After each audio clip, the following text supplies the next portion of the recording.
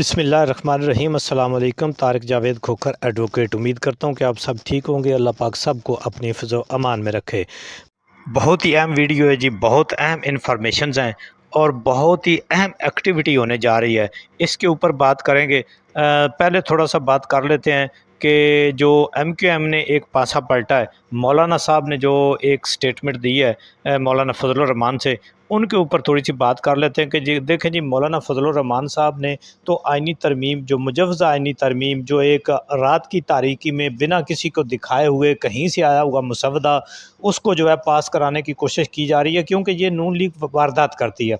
जिस तरह पहले इन्होंने एक ख़त्म नबुव्वत के जो एक शिक थी एक फार्म के अंदर, उसको ख़त्म करके एक इन्होंने वारदात डालने की कोशिश की थी, लेकिन उस वक़्त लोगों ने इनको पकड़ लिया था। इसी तरह आज फिर इस वारदात को जो रात की तारीकी में ये करना चाहते थे, उसको पकड़ लिया है अवाम ने, पार्लियामेंटेरियंस ने। और मौलाना साहब ने भी बदकिस्मती से या खुशकिस्मती कह लें इस मुल्क की या आइन की, कुछ दिन और उस आइन ने अपनी असल हालत में रहना था, तो उन्होंने भी पासा पलटा और इस तरह से करके इन्होंने एक जो ये रात की तारीकी में पास कराने की कोशिश थी उसको नाकाम बनाया। उसके बाद भी मौलाना साहब पर काफ़ी हमले हुए, उनको लालच भी दिए गए, उनको जो है ब्लैकमेल भी किया गया, सारा कुछ। और मौलाना साहब का आज भी मैं कहता हूँ कि बड़े वसूख से, कि आज भी हम ये नहीं कह सकते कि मौलाना साहब आखिरी लम्हे में किस पलड़े में जाएंगे।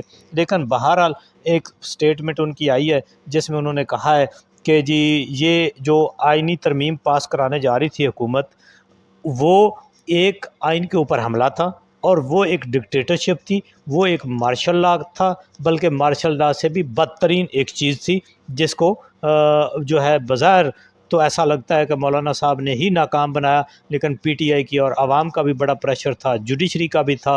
लेकिन अब जो मौलाना साहब की एक स्टेटमेंट आई है, इसमें लगता है कि मौलाना साहब जो हैं उन्होंने ये जो स्टैंड लिया था उसके ऊपर आज तक तो वो कायम है। तो दूसरी तरफ MQM ने भी ब्लैकमेलिंग का एक दोबारा से सिलसिला शुरू किया है, क्योंकि देखें ना जी, उनके पास एक जो स्टेटमेंट आई है कि जी हमारे मैंडेट का एहतराम किया जाएगा, और जहाँ तक हमारी इंफॉर्मेशंस हैं, मीडिया और बाकी वहाँ के रिपोर्टर्स बनाते हैं कि MQM तो वहाँ से एक सीट भी नहीं जीती, सब सीटें उनको फार्म 47 पर दी गई हैं। उनका फिर पता नहीं कौन सा मैंडेट है।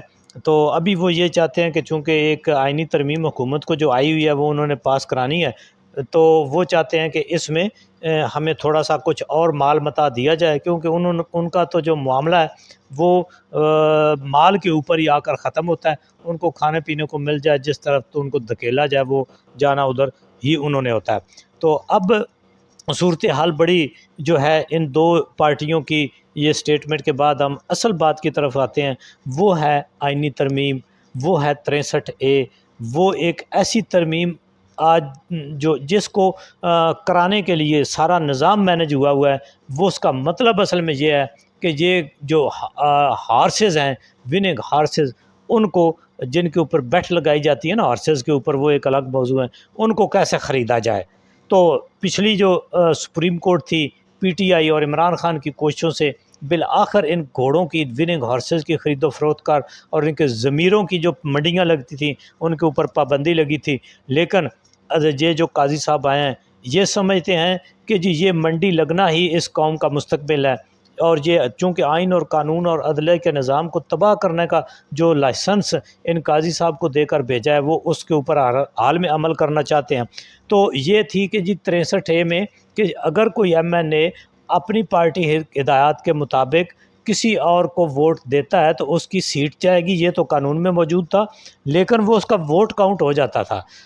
तो अदालत ने ये तशरीह कर दी, क्योंकि लेजिस्लेचर्स की मंशा ये थी कि वो जो मैंडेट है, जो आवाम का वोट लेकर वो आया हुआ है, उसको बेचे नहीं या उसको दूसरी तरफ पार्टी हिदायत के मुताबिक ना दे। अगर वो भी अपना वोट दे के एक हुकूमत का तख्ता उलट के उसकी सीट चली भी जाए तो क्या। तो सुप्रीम कोर्ट ने कहा था कि इस तरह से उसका वोट काउंट ही नहीं होगा। अभी ये काजी साहब वो वोट काउंट कराना चाह रहे हैं।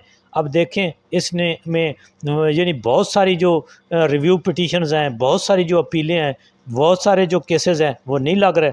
लेकिन ये जो हुकूमत को और काजी साहब के एक्सटेंशन को तूल देने वाले मामलात हैं वो जल्दी जल्दी लगते हैं। तो इसमें جسٹس منصور علی شاہ اور جسٹس منصور، انہوں نے کمیٹی میں چھٹیوں سے پہلے کہا تھا کہ یہ نارمل روٹین کا کیس ہے، اس کو چھٹیوں کے بعد لے چلیں۔ ابھی وہ چھٹیوں کے بعد آتے ہی پھر قاضی صاحب اس کے اوپر ناراض بھی ہوتے، ابھی لگا بھی دیا ہے، اپنی مرضی کا بینچ بنا دیا ہے اب، اور خود اس کے سربراہ بن بیٹھے ہیں۔ تو آپ یہ سمجھیں کوئی آئینی، عوامی یا عمران خان اور پی ٹی آئی کا اصولوں پر مبنی کوئی بھی کیس، انصاف پر مبنی، جس پہ اوپر قاضی صاحب بیٹھ گئے، سمجھو اس کا بیڑا غرق ہے، وہاں سے کچھ ملنے والا نہیں ہے۔ تو اس کا مطلب ہے کہ بظاہر آج دیکھتے ہیں کہ منیب اختر صاحب اس بینچ میں بیٹھتے ہیں کہ نہیں بیٹھتے۔ ویسے میرے ذاتی رائے میں اصولاً قانوناً ان کو نہیں بیٹھنا چاہیے، کیونکہ جو حالت اس بینچ کی ہونے جا رہی ہے، جو آئین اور قانون کا حلیہ بگڑنے جا رہا ہے، جو ضمیروں کی منڈیاں لگنے جا رہی ہیں، کم از کم اس میں وہ حصہ تو نہیں بنے گے۔ تو دیکھتے ہیں جی آج کیا